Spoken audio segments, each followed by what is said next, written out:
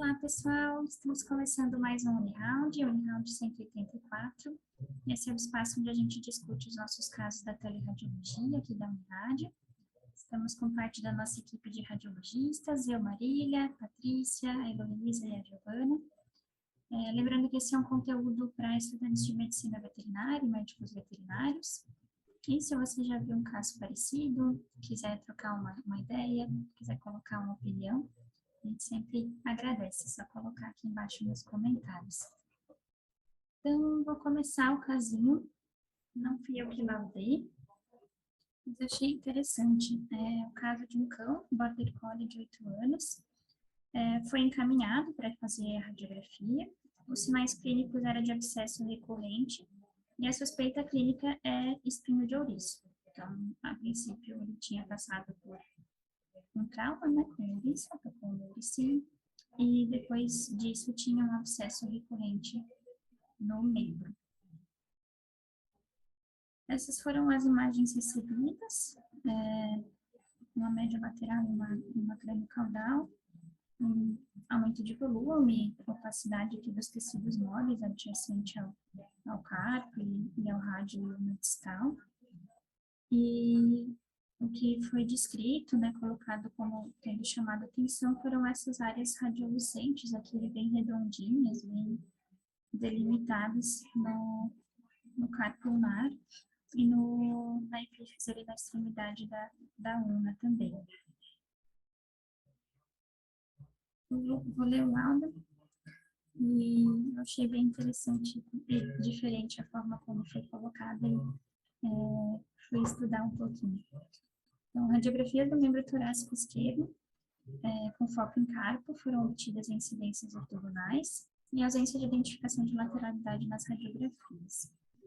Articulação antebraquicárpica congruente, discretas áreas circunscritas, radiolucentes em carpo ulnar e epífise distal da ulna, rádio, metacarpos e demais ossos cárpicos com trabeculado e eixo ósseo preservados, e moderado aumento de volume de tecidos moles e de radiopacidade adjacente ao carpo esquerdo, principalmente em aspecto lateral e dorsal. Seria bem adjacente ali a essa região docente. Daí, como impressão diagnóstica, foi colocado aqui o achado radiográfico em osso carpular e epífise distal de ulna esquerdos é inespecífico, porém, associado às alterações de tecidos moles, tem corpo estranho constritor como diferencial. Eu nunca tinha visto esse diferencial, e até quando eu vi a imagem eu tinha pensado, olhando parece um cisto ósseo, né, porque é muito bem delimitado, bem redondinho, regular, mas com o histórico pensei que poderia ser uma artrite, uma osteomielite ali começando, apesar de não ter erosão, não ter nada irregular, e achei interessante. E fui atrás da referência aqui que a Marina colocou. E acho que faz sentido. Vamos ver se a gente consegue retorno para ver se fechou. A alteração de tecidos moles adjacente ao carpo esquerdo tem como diferenciais edema local, celulite ou abscesso.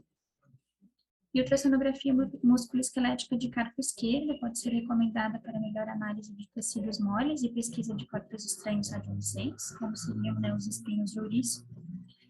E a critério clínico, o controle radiográfico em 21 dias para acompanhamento das alterações ósseas. Então, acredito que pensando se for algo infeccioso ou neoplásico, teria alguma progressão, né? Vocês pensariam em que diferenciais vêm dessas imagens, assim?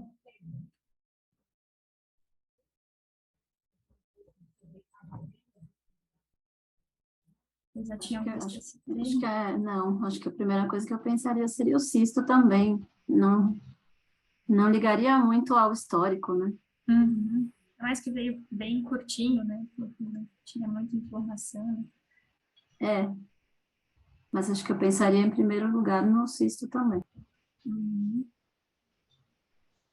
Eu acho que eu jamais ia pensar em corpo, nunca nem ouvi essa descrição, achei bem legal, né? Mas vamos ver. Eu também fiquei nessa. Quando eu pensei, minha nossa, corpo estranho constritor, nunca vi disso. Daí eu fui atrás dessa referência aqui que a Má colocou é um artigo super recente, de setembro desse ano, eu nem consegui pegar ele por completo.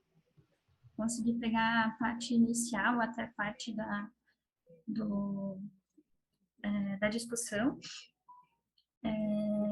mas é um caso de um Golden Doodle, acho que é, de 6 meses, mais ou menos, um filhotão, que há 5 meses vinha com alteração de claudicação e edema, aumento de tecidos moles no membro, e já tinha sido tratado, mas não tinha sido permitido fazer mais exames, então só tinha sido tratado como algo inflamatório, com restrição ao exercício, com anti-inflamatório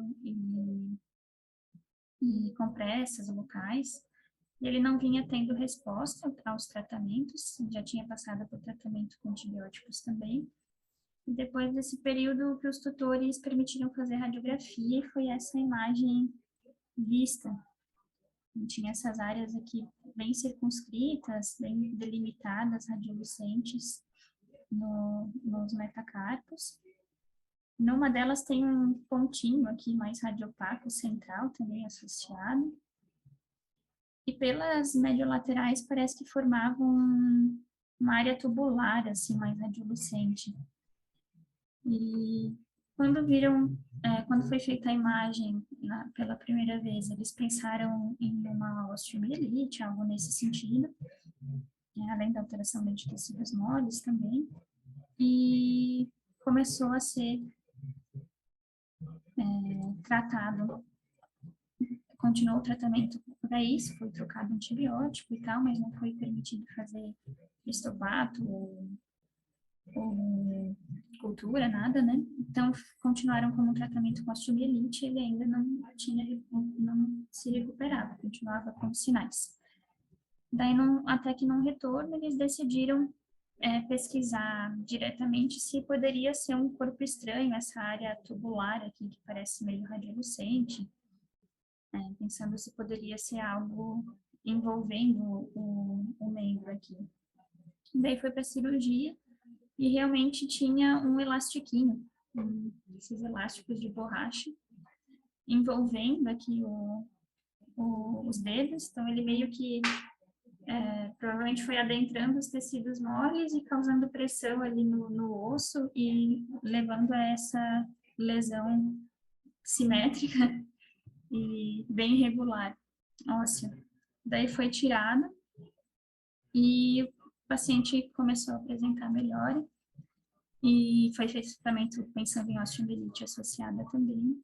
Essa aqui é a repetição depois de um tempo de tratamento, ainda tem as lesões ósseas, mas não tem mais tinha uma discreta reação periosteal aqui, dá para ver um pouquinho de uma reação periosteal, bem discreta, não se vê mais essa reação periosteal, parece mais regular, não tem mais aquele aumento de tecidos moles como tinha aqui também. Então, fechou realmente como um corpo estranho, um elástico ali no caso, que levou a essa osteólise por pressão mesmo. E eu pensei, que loucura, quando eu li esse artigo.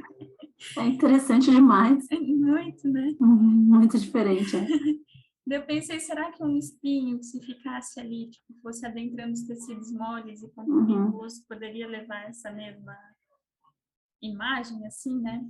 Daí, tem bastante coisa da medicina, em crianças, principalmente, tipo elastiquinho que deixa no punho, assim, sabe? Ou que amarra no dedinho.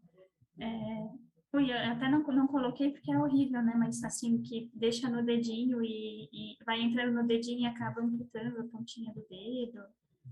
E todas as lesões são assim, os históricos que eu vi são bem parecidos. Essa lesão recorrente, às vezes fistula, a maioria delas fistulam. Eu esqueci de comentar, esse aqui tinha fistulação, às vezes. Por isso que eles pensavam em osteomielite também. Mas não se vê nada, né? Porque radiograficamente é uma borracha, então geralmente não aparece. E clinicamente acaba formando uma fibrose junto com pus e acaba não se vendo também. Mas eu vi alguns casos, alguns relatos em humanos que, além desses elastiquinhos, pedaços de vidro, pedaços de cerâmica, espinhos, podem também levar a essa alteração óssea por pressão. Bem louco. Eu achei outro caso num gatinho. Esse é um caso um pouquinho mais antigo, de 2008. E ele também tinha esse histórico crônico, assim, ele tinha uma feridinha bem linear na pata. E essa feridinha, assim, tratava, ela melhorava, assim, mas não fechava por completo, daí fistulava de novo, começava a tratar de novo, e ele estava meses já também em tratamento.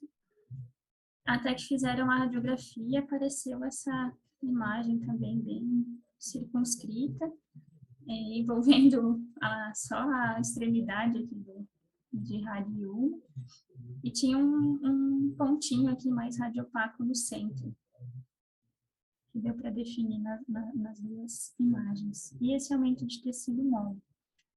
Esse caso também foi tratado como osteomielite, não resolvia, estava tratando como uma osteomielite crônica, até que foram abrir cirurgicamente, tinha esse pedaço aqui de elástico, de borracha, também causando essa compressão. Então, foi tirado, foi tratado para osteomielite também, e o paciente ficou bem. Não tinha mais nenhum sinal clínico, não fistulou mais. Um caso bem parecido com esse cãozinho ali. Daí eu botei uma criança aqui, um caso de humano, que é bem comum, foi o caso menos feio que eu achei, gente. Eu não ia colocar, mas eu achei que é interessante porque a lesão é muito parecida com essa do caso da Marina. É bem redondinha, bem delimitada, parece um cisto ósseo. Nesse caso aqui era um elástico que estava circundando o bracinho, então também tinha uma ferida com várias áreas de fistulação que ficava, né, tratava, melhorava, parava de tratar, voltava, até que foi aberto e realmente era um elastiquinho aqui ao redor do bracinho. Eles até citam que em crianças, dependendo do local, que nem nessa região aqui, ele vai, conforme o corpo estranho vai entrando, causa compressão dos tecidos moles também. Então, se envolver tendão, ligamento, pode ter lesões crônicas e até irreversíveis desses tecidos moles também, além do osso. Então, acaba, se demorar muito para o diagnóstico, pode levar a lesões bem ruins, né, para o desenvolvimento da criança também depois, e até para a utilização do membro depois. E nesse mesmo artigo aqui, eles tinham outros dois casos. Um caso foi de um corpo estranho circular, assim, era uma pecinha de plástico, só que não tinha imagem radiográfica, só imagem clínica.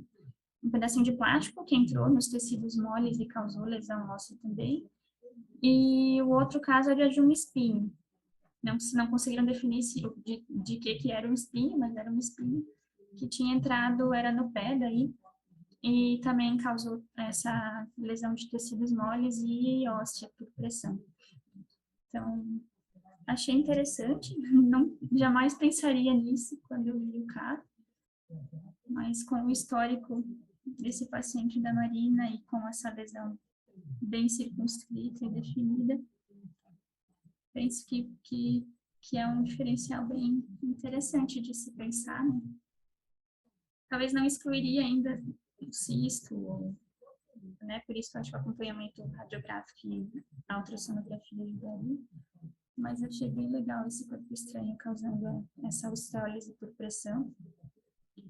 E daí os relatos que eu vi trazem realmente o ultrassom como um bom método de auxílio para tentar ver, né, se tem um corpo estranho ali associado.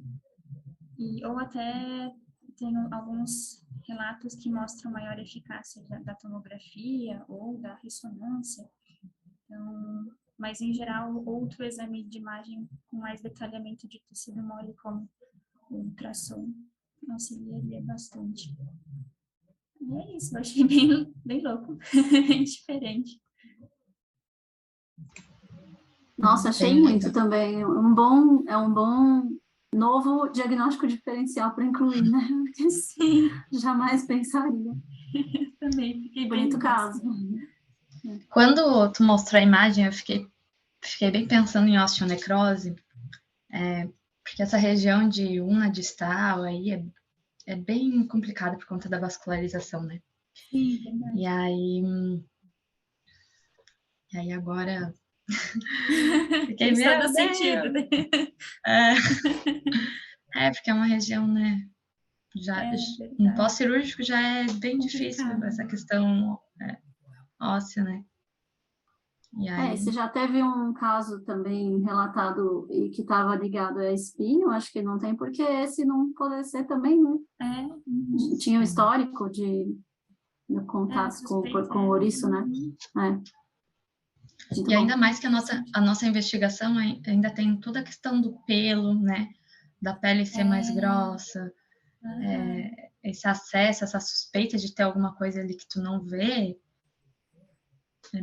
É difícil, né? É difícil fechar um diagnóstico de corpo estranho num radiopaco, né? Tecidos moles. É fácil passar, eu né? acho Tanto muito clinicamente fácil. quanto na imagem, quanto no histórico. Bem legal.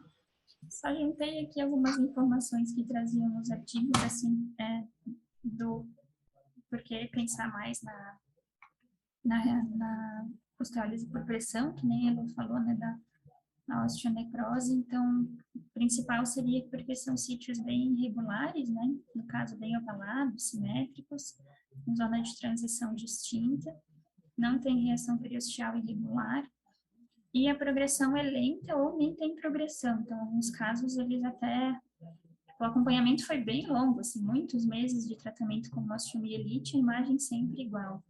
Então, às vezes nem progride mais, dependendo da localização do corpo estranho.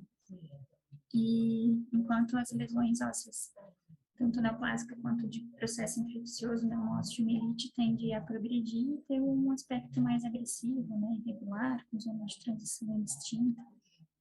E eles citam de qualquer forma, na maioria dos casos que eu vi, assim, que de qualquer forma não dá para descartar que uma osteomielite está associada, né, até porque tinha um foco ali de infecção crônico, então pode ter uma osteomielite associada, então normalmente se faz o tratamento, mas as características clínicas e da imagem não fecham com uma osteomielite mesmo, então o que se vê realmente é uma osteólise por pressão. Mais um diferencial aí, diferente. É isso, meninas. Muito bom o caso, diferente. Diferente. Bem legal. Sim. O da Mali, não, né? Mas se tu pega aquele caso de, tipo, era no metacarpo?